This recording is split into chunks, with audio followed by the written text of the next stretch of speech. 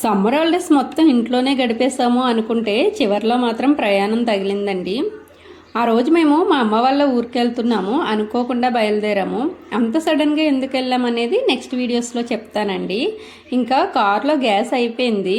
ఆ ఎండలో ఏసీ లేకుండా వెళ్ళడం చాలా కష్టం అని చెప్పి కాకినాడ వెళ్ళి గ్యాస్ వేయించామండి.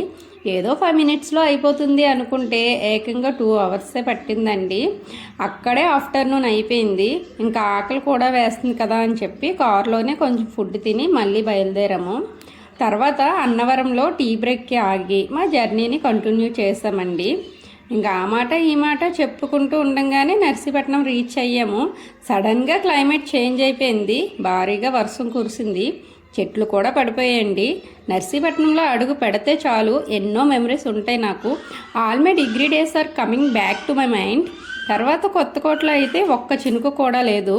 అమ్మమ్మ ఊరికి వచ్చారంటే మా పిల్లల ఆనందానికి హద్దులే ఉండవు. ఇక్కడ కనిపించేవి ఏంటో తెలిస్తే కామెంట్లో రాయండి. మా కొత్తకోటలు ఇవి చాలా ఫేమస్ అనమాట. మేము వెళ్ళామని చెప్పి మా వదిన మా కోసం గారెలు చేస్తుందండి. ఇంకేముంది, లెట్స్ ఎంజాయ్ ద గారెలు విత్ నాటుకోడి కూర. Thank you for watching.